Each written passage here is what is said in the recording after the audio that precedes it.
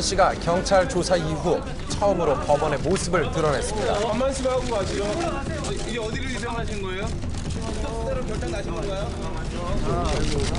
무려 12시간 동안 경찰서와 법원을 바쁘게 오가며 조사를 받은 신정환 씨. 대체 그에게 무슨 일이 있었던 걸까요? 신정환 씨가 처음 모습을 드러낸 시각은 오전 8시 반 경찰서였습니다.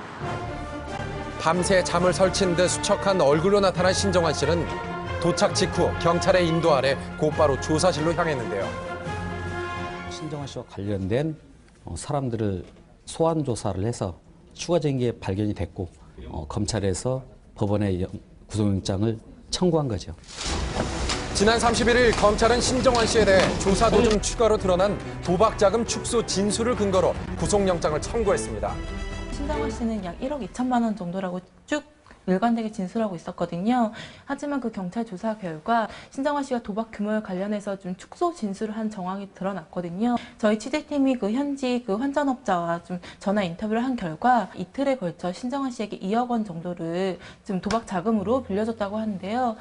추가 혐의가 드러나면서 구속영장 심사를 피할 수 없게 된 신정환 씨는 본격적인 조사를 받기 위해 경찰서에 이어 곧바로 법원에 출석했습니다.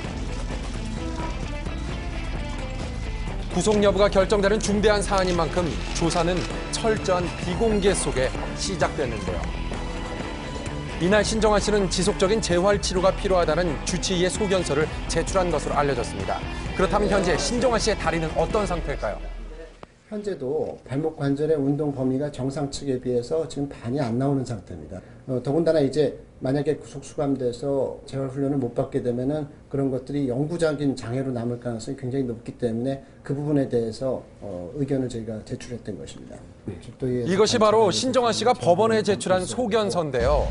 재활 치료를 중단할 경우 영구적인 후유증이 예상된다는 주치의의 의견이 담겨 있었습니다.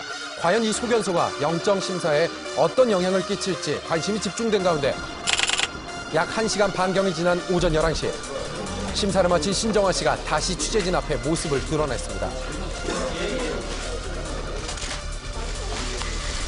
다소 경직된 얼굴의 신정환 씨.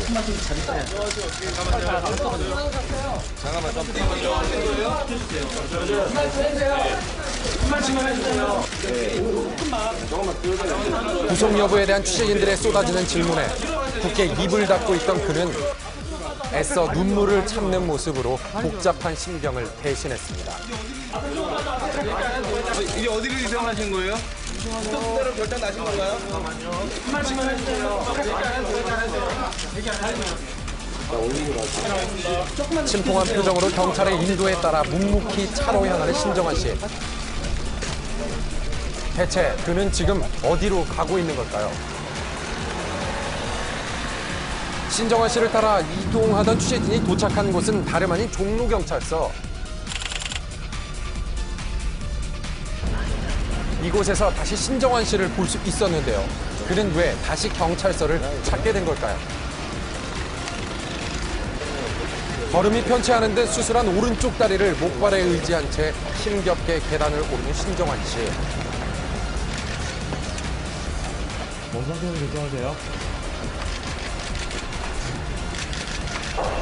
묵묵부답으로 일관하던 그 마침내 향한 곳은 바로 경찰서 내부의 유치장.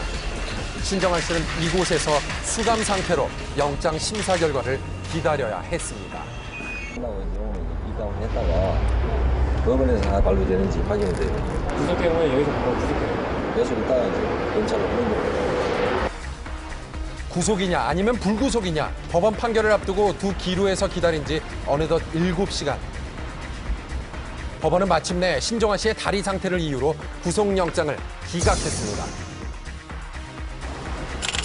결국 유치장에 수감된 지 8시간 만에 신정환 씨는 다시 취재진들 앞에 모습을 드러낼 수 있었는데요. 여전히 착잡한 모습으로 말을 아끼는 모습이었습니다. 김신영 어떠세요? 죄송합니다. 진행이 어떠신지 죄송합니다. 죄송하다는 짧은 말을 남긴 채 서둘러 자리를 떠난 신정환 씨. 그렇다면 이제 수사는 어떻게 진행되는 걸까요? 만약에 검찰에서 이제 법원에 기소를 한다면 불구속 상태에서